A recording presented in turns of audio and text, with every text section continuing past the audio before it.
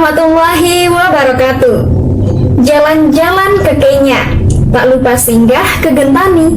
Selamat pagi semuanya, bagaimana kabar hari ini? Semoga selalu baik-baik saja dan apapun keadaannya, selalu jaga kesehatan dan yang pasti kalian harus tetap semangat dalam belajar meskipun masih dalam situasi yang seperti ini. Jadi kali ini kita akan belajar tentang teks prosedur. Coba perhatikan, apakah ada yang pernah memainkan alat ini? Kira-kira apa sih nama alat ini?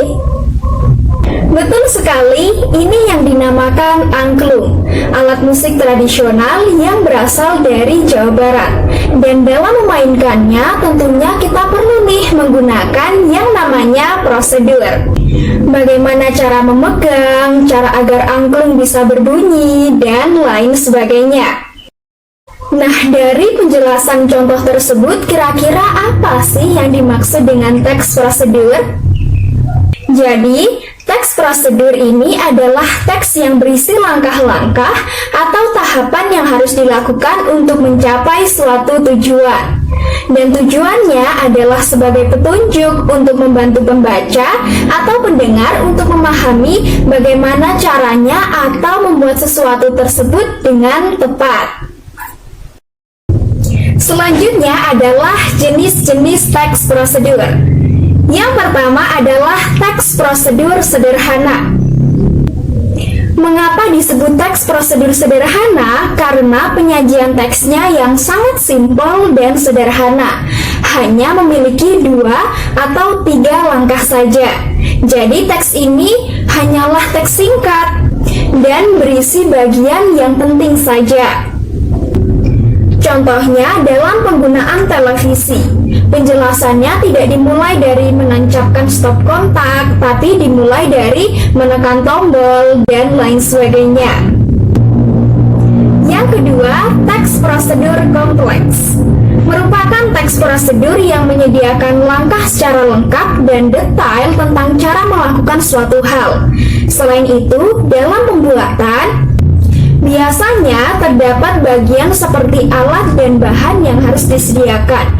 Jadi teks ini disajikan dengan sangat detail sehingga langkah-langkah dapat langsung diikuti sama persis dan lebih mudah untuk dipahami. Yang ketiga, teks prosedur protokol, yaitu teks prosedur yang bersifat lebih fleksibel. Hal tersebut dikarenakan urutan langkahnya dapat diubah atau dibolak-balikan, dan walaupun dibolak-balikan langkah tersebut tidak akan memengaruhi dan akan memberikan hasil yang baik juga.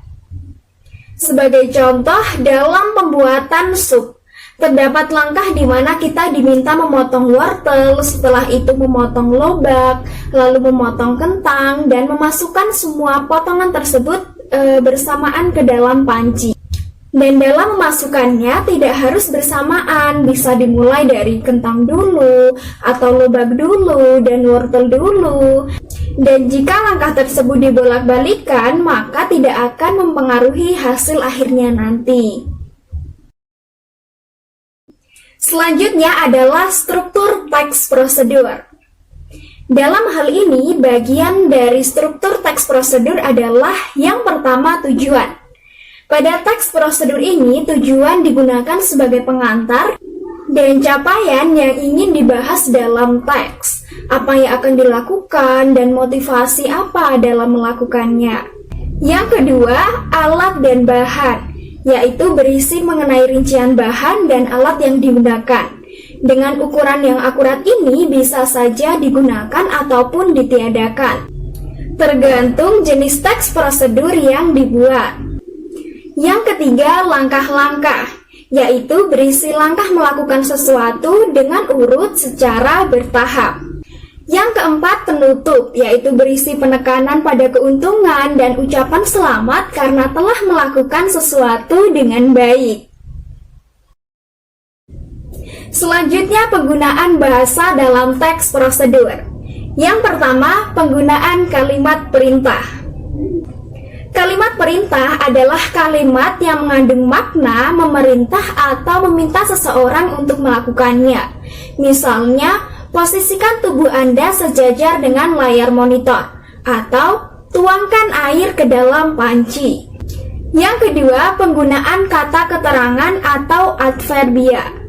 Adverbia yang banyak digunakan pada teks prosedur adalah keterangan cara. Biasanya menggunakan kata seperti dengan, atau, dan secara. Sebagai contoh, bungkuslah adonan dengan rapat. Selanjutnya, keterangan alat. Biasanya menggunakan kata seperti dengan menggunakan atau bisa juga menggunakan. Sebagai contoh, lukis kain dengan menggunakan canting. Dan yang terakhir adalah keterangan tujuan. Biasanya menggunakan untuk, supaya, dan agar. Sebagai contoh, malam jangan terlalu panas agar tidak merusak kain.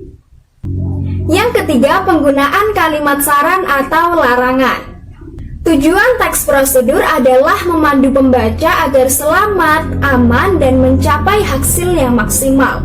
Oleh karena itu, bahasa yang digunakan juga harus mengandung saran, larangan, agar dalam menjalankan prosedur tersebut tidak menimbulkan bahaya. Biasanya menggunakan kata atau frasa hubung seperti sebaiknya, hindari, jangan, jika tidak, dan lainnya. Sebagai contoh, ingat, jangan lakukan gerakan secara cepat. Jika terlalu keras menggerakkan leher, otot leher Anda akan rusak. Yang keempat, penggunaan kata hubung. Dalam hal ini menggunakan ungkapan seperti kemudian, selanjutnya, sekarang, berikutnya, setelah ini, dan lain sebagainya.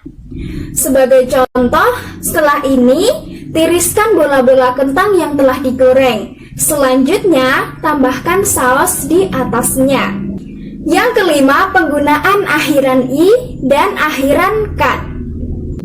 Akhiran i dipakai jika objek dalam kalimat tidak bergerak, sedangkan akhiran kan dipakai jika objek bergerak.